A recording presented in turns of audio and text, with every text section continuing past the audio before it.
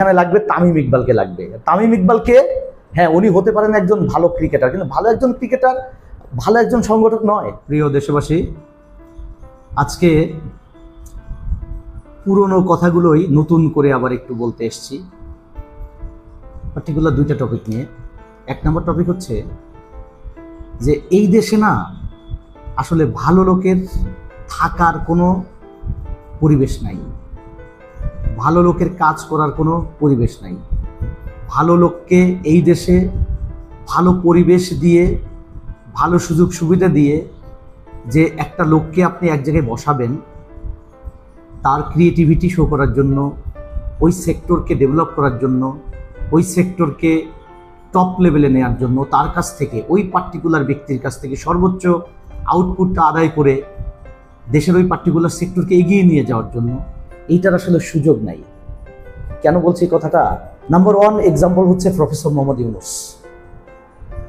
উনি আসার পরে, উনি ইন্টারিম গভর্নমেন্টের চিফ হওয়ার পরে আপনি দেখবেন চারপাশ থেকে এমনভাবে ওনাকে চাপ দেওয়া হলো। একদিকে তো আওয়ামী দুঃশাসন আমলে যে চাটার দলগুলো তৈরি হয়েছিল এই 54 বছর ধরেই যে চাটার দল তৈরি হয়েছে, যে লুটে পুটে খাওয়ার যে দলটা তৈরি হয়েছে এই দেশে, সেই দলটা তাদের যে এই লুটে খাওয়ার যে লুটপাটের সাম্রাজ্য, এইটা তারা, এই রিজাইনটা তারা হারাতে চায় না, এই সেটেলমেন্টের থেকে তারা বের হয়ে আসতে চায় না। এরা কারা? এক নম্বর হচ্ছে মানে দুর্বৃত্তায়িত পলিটিক্যাল সিস্টেম, এবং এখান থেকে যারা আপনার লাভবান হতো তারা। আর একটা শ্রেণী হলো ব্যবসায়ী শ্রেণী। কেমন? মানে পলিটিক্যাল একটা গ্রুপ আর ব্যবসায়ীদের একটা গ্রুপ, এই দুটাই দুর্বৃত্তায়ন, দুটাই দুর্বৃত্ত, দুইটাই লুটপাটের রাজত্ব, লুটপাটের সাম্রাজ্য কায়েম করে ফায়দা লোকটার গ্রুপ। একটা গ্রুপকে আমরা হারিয়েছি, কিন্তু আর একটা গ্রুপকে হারাতে পারিনি। আর যে গ্রুপকে আমরা বিদায় করেছি সেই গ্রুপের সেই শূন্যস্থানে আর একটা দল রাতারাতি এসে বসে গেছে। বসে দেখবেন যে প্রতিদিন একটা রব ছিল, নির্বাচন দেন, নির্বাচন দেন, নির্বাচন দেন, নির্বাচন। মানে আপনি দেশের মধ্যে যাই ঘটুক, সমাধান কি?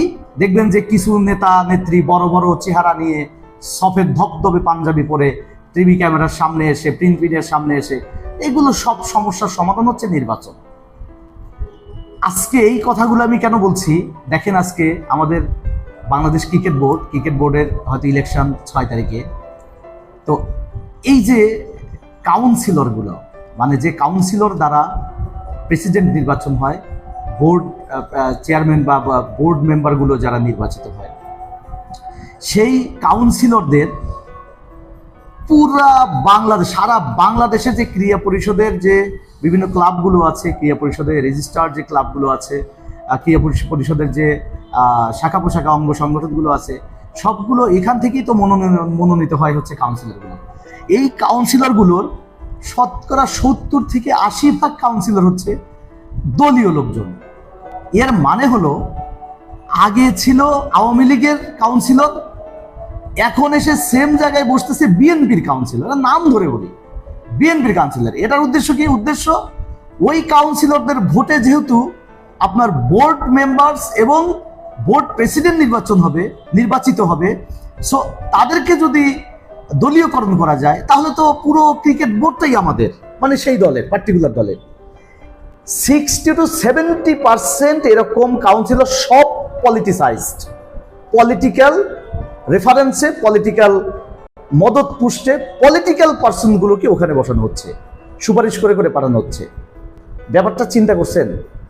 বুলবুল ভাই যে কিনা এত বড় মাপের একজন সংগঠক, যে কিনা অস্ট্রেলিয়াতে কাজ করেছেন, আফগানিস্তানের ক্রিকেট কাঠামোটা ডেভেলপ করেছেন, নিউজিল্যান্ডে কাজ করেছেন, সিঙ্গাপুরে কাজ করেছেন, মালয়েশিয়াতে কাজ করেছেন, উনি ইউরোপে, ইংল্যান্ডের মতো দেশে কাজ করেছেন, যে ওনাকে একটা কথা বলা হয় যে উনি যেখানে হাত দেন সেখানে নাকি সোনা হয়ে যায়, সোনা ফলে সেখানে।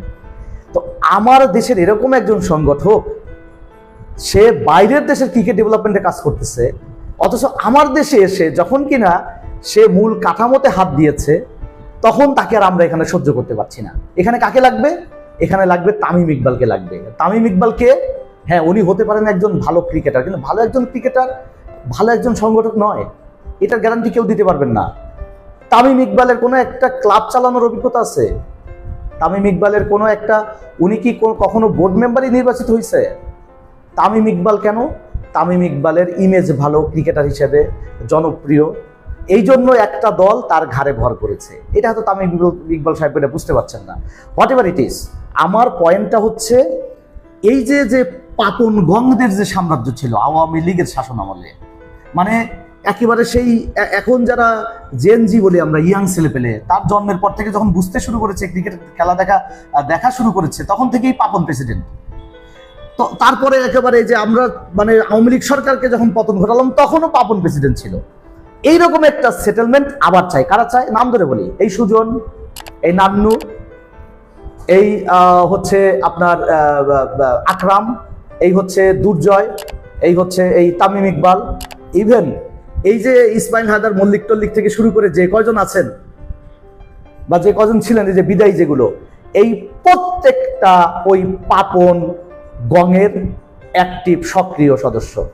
এরা আবার আপনি দেখবেন সুজন কথা বললেই তামিমের পক্ষে সাফাই গাইবে, আকরাম নিজের ভাতি যেহেতু চুপচাপ আছে, কথা বলছে না, আর বাকি যে কটা চাটুকার আছে যাদের উদ্দেশ্য লুটে খাওয়া, পুটে খাওয়া, যাদের উদ্দেশ্য হচ্ছে দুর্বৃত্তায়ন কায়েম করা, পার্মানেন্ট সেটেলমেন্ট যেটা 54 বছর ধরে রেখে আসছি সেইটা কায়েম করা, তারা তামিমকে চাচ্ছে।